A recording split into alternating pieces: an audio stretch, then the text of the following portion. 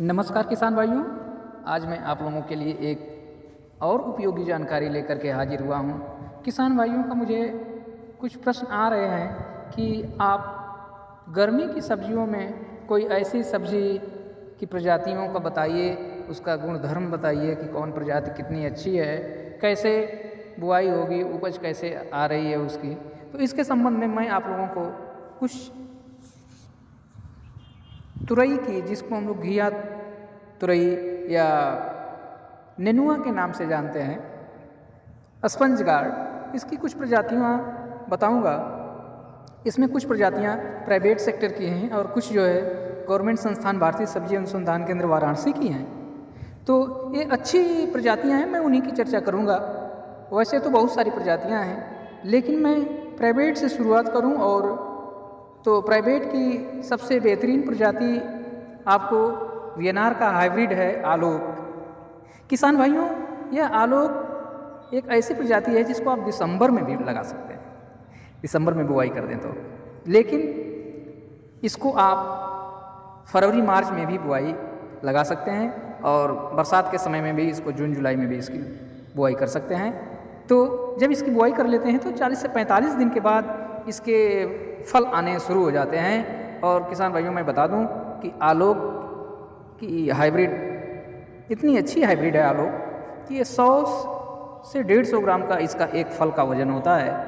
तो आप आलोक को अपना एक विकल्प बना सकते हैं। वीएनआर की ही एक और प्रजाति है मोहिनी। उसी प्रकार एक और प्रजाति वीएनआर की आरती है जो अच्छा उत्पादन दे रही हैं। ये सब हाइब्रिड प्रजातियां हैं। इस सबको आप जो है फरवरी मार्च, अधिकतम मार्च में जाएं। किसान भाई यदि फरवरी में लगा देते हैं तो अच्छा है। मार्च में जाने से थोड़ा सा वहाँ विलम्ब हो जाएगा तो अच्छा उत्पादन तो नहीं कह सकता कि खराब होगा, लेकिन हमको बाज़ार में तमाम किसानों के तुरई आने लगेंगे तो हमको भाव अच्छा नहीं मिलेगा, मूल्य अच्छा नहीं मिलेगा। एक इसी प्रकार से नामधारी सीड्स का नामधारी 4789 करके एक प्रजाति है। इस प्रजाति को भी आप किसान भाई फरवरी मार्च में लगा सकते हैं। 40 दिन बाद इसमें फल आने लगते हैं। इसके फल इतने वजनी बड़े हैं कि 200 से 250 ग्राम एक फल का वजन आ जा रहा है किसान भाई। तो ये आपके लिए भी एक अच्छा विकल्प है।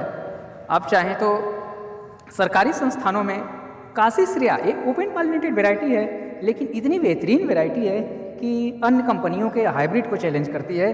काशी श्रेया, इसको आप दोनों सीजन में लगा सकते हैं किसान भाई, गर्मी में भी लगा सकते हैं, बरसात में लगा सकते हैं। इसकी बुआई का समय आपका फरवरी मार्च में अगर इसकी बुआई कर लेंगे तो आपको उपज मिल जाएगी। जनवरी में भी किसान भाइयों ने काशी श्रेया को ठंड में, इतनी ठंड में लगा करके उत्पादन लिया है।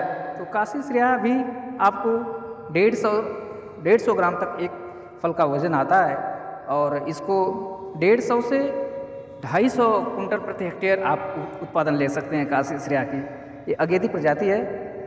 50 दिन में इसमें फल आने शुरू हो जाते हैं और फल की लंबाई 22 से 25 सेंटीमीटर लंबा फल इसका बनता है किसान भाइयों। भारतीय सब्जी अनुसंधान केंद्र वाराणसी की एक और प्रजाति है किसान भाई, जिसका नाम काशी वंदना है।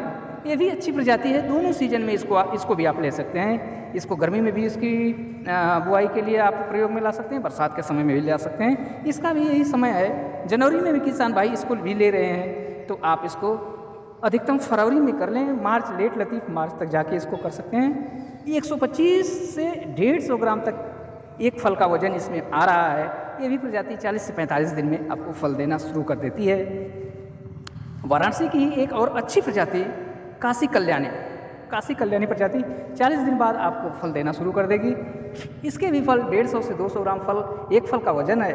और ये जितनी भी प्रजातियां मैंने बताया, वाराणसी सब्जी अनुसंधान केंद्र की काशी श्रेया, काशी वंदना, काशी कल्याणी, ये सभी प्रजातियां जो है आपको मोज़ेक और डाउनी मिल्ड्यू, जो आप जिसको बोलते हैं कि कुढ़िया गया, मेरा नेनुआ कुढ़िया गया, वो प्रजाति है।